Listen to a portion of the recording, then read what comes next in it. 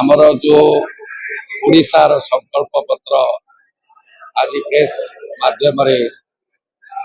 ओडिशावासी आ गंजामवासी को जो जन दिखाई आम जो स्पोक्स पर्सन आसते स्टेट रु ज्ञान बेहरा माध्यम आम समस्त बसलु मोदी ग्यारंटी नारी मानक जो थे कि 1000 टंका जो थे कि आमर जो माने इकोनॉमिकली बैकवर्ड अच्छा घर चलैवा प्रति मासरे 1000 टंका लाखे दिज्व जोटा आमर मिनिमम सपोर्टिव प्राइस बोली जोटा कहुची जो थे कि एमएसपी ताकू जहाँ थिले मध्य ए सरकार जो डबल इंजिन सरकार हम ताकू 3100 टंका सेटा करा जीवो आ युवपीढ़ी मानक निवेशक माध्यम रोजगार क्षम करा जीवो आ मध्यवित्त परिवार योजना भी बहुत अच्छी आमर गरीब परिवार जो माने कि घर नाई खंडे तांको समस्त को घर जो चाल जार थी छातटी निश्चय मिल युवपीढ़ी को मिल वयस्क लोक मानक 70 वर्षर जो माने ऊर्ध्व अच्छा भी आमर स्वास्थ्य सेवा गोटे इनक्लूड करा जो थे कि स्वास्थ्य सेवा फ्री दिज्व आ बहुत किसी कार्यक्रम रही जो थे कि आमर गला जो 25 वर्ष शासन रे जोटा हो पारि नहीं आउ 10 वर्ष शासन काल रे आमर मोदी जी जो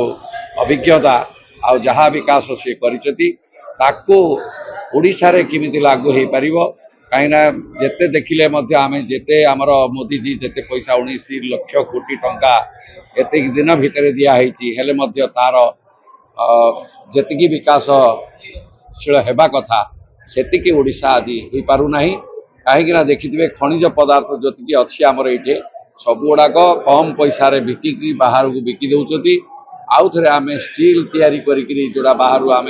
100 गुणा आम ये किणवा को बाध्य होचु। मोदी जी आमर 6 तारीख माने 6 तारीख सकाळ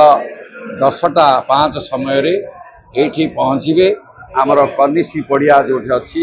आप देखिए जोटे कोविड हॉस्पिटल होता पाखे जोटे कि काशी विश्वनाथ मंदिर अच्छी से पछरे निश्चित भाव ठीक 10:05 पहुँचे से जनसाधारण को अनुरोध से 8टा रू 8:30 भितर आपण माने समस्ते से पहुँची जाते सागरे एबे पर्यंत जो सूचना अच्छी से जदि खाली राज्य सभापति आसवे अन्य कौन किए आसबार आम पाखे सूचना ना परवर्ती समय आम दे मोदी जी ग्यारंटी जे आम 10 वर्ष तले जहाँ संकल्प करूँ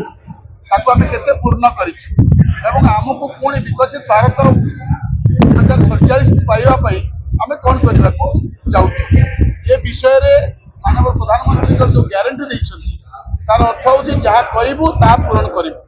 ये विषयटा आम संकल्प पत्र देचु तार जो हिंदी और इंग्लिश वर्सन पर आम ओडिया वर्सन आज पुणी शुभारंभ करूँ ब्रह्मपुर माटी ये अंचल कम आम आरंभ कर गजपति और रायगड़ा मत जावाक पड़ो तेणु आपण मान जरिया साधारण लोक पाखे एक रखा चाहूँ जे ओडिशार विकास करने हेले प्रधानमंत्री स्वच्छ एवं गतिशील शासन व्यवस्था को ओडिशा रे चलैबा को हेले ये एक अपारग एवं गोटे अस्थिर मना मुख्यमंत्री को काढ़ी जो वर्तमान जमी भाव में ब्यूरोक्रेटिक शासन करमी आम लोक पाखर आदृत न करने चेष्टा चलैचु कारण सुधा मिछ कहीकि अनेक जिन से चलते बहुत केंद्र योजना को निज राज्य योजना को हड़प कर सत्य लोक पाखे रखुना अनेक प्रमाण आप देखिथे इवन भी आप देखिथे ब्रह्मपुर अंचल बहुत आईएएस अफसर आईपीएस अफसर बदली हो जो मैंने निर्वाचन काम थे गतकाली नंबर 2 कहूबा डीके पांडियान स्त्री सुजाता कार्तिकेयन पांडियन को अपरेशन करने पड़ा जेहेतु 70 लाख एसएचजी महिला मानक से विजु जनता दल को भोट देवाई प्रवर्तन सठिक रिपोर्ट केंद्रीय इलेक्शन कमिशन पाखे पहुंचला